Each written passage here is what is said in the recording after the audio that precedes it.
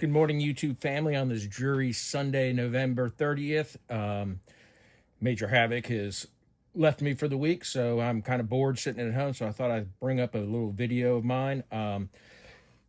How I got into the 2011 craze, I guess. First of all, YouTube, this is my opinion. This is not fact. Check your own facts. This is nothing for here. Here is for sale. All the guns are unloaded on this table. This is my Apollo. You can see that it is clear, nothing in the mag. Let's get back to it. So I guess the end of last year, Apollo came out with their 2011. This is the compact version. This is their limited edition bronze version.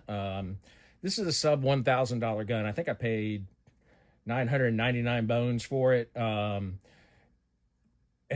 honestly, out of the box, it was just fantastic. I was really impressed. This was not my first 2011. My first 2011 was a Bull Armory SAS-2 Viper. That is my daily carry gun. And it's not here on the table. But this was my second gun.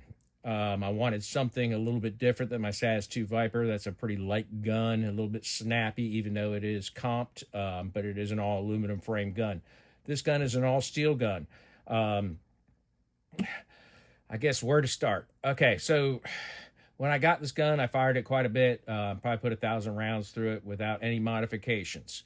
Broke it down, tore it apart, polished all the stock internals. There are some NIM parts in there, but I had no problems. I was able to get a fantastic trigger, actually too good of a light of a trigger initially. It was coming in about 1 pound, 6 ounces, and was just a little too light. I've retuned it now to right at 2 pounds is where I like them.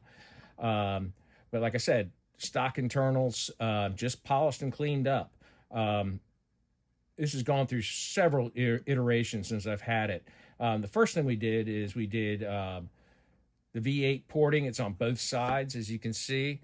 That was done by Cossaint Arms. It fits perfectly, as you can see, in that nice window that came from the factory. After that, I think I had a Swamp Fox Justice 2 Judge on here. I took a Cross Armory RMR plate to the RMRC adapter, cut a little notch in it, and it worked fine. Then my Swamp Fox bit the dust, and so I went back to, I had this RMSC Shield optic. It's an RMSC footprint, but a really nice big window. I like it better than the Swamp Fox I had on there. The window is pretty good.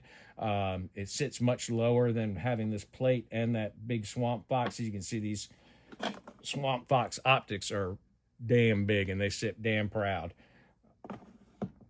After that, I swapped out the grip. Apollo gets a lot of shade on the 3D printed grip. I thought the texture was really good on it. I liked the way it looked. It was just very, very light, and I wanted a little bit more weight, and this was a budget build, so I didn't want to spend $400 on an aluminum frame grip module. So picked up this grip module. It's a Prodigy with a crosshatch stippling job on it. It's very aggressive. Love it.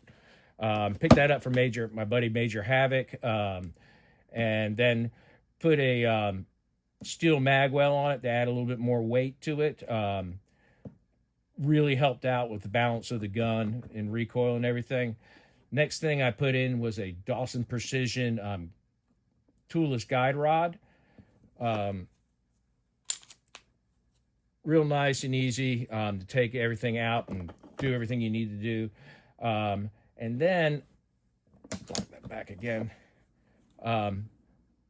Skips Guns does a keyed reverse plug.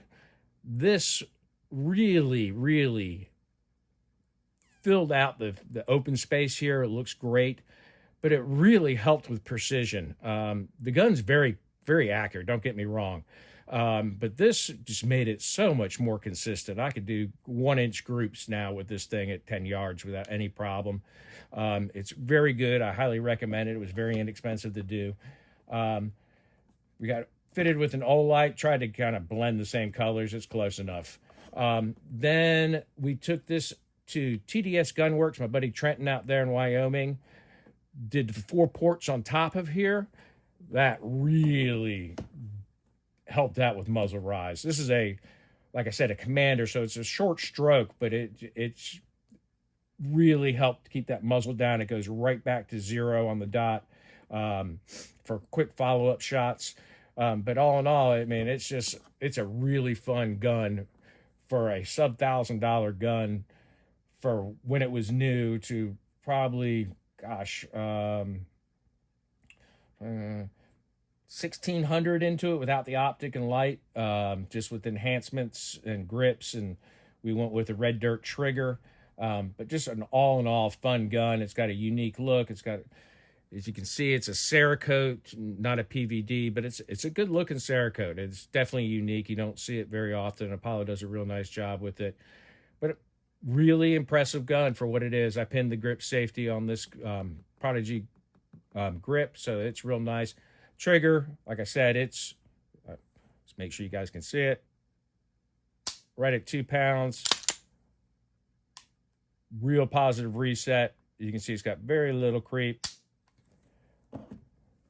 All in all, a very good gun, but I just wanted to share with you guys in the YouTube world my foray into the Apollo 11 world. I highly recommend the gun for the price point. Yes, there are a lot of other guns in this sector now with all the Turkish invasion, and that brings me to what will probably be my next video, my birthday gun. So I picked this up yesterday. It's the new Fusion XP Pro Comp. So look forward to a video on that. This is their limited edition bronze version. Video will be coming out soon when I can get to the range and it stops raining. Thanks all. Have a great day.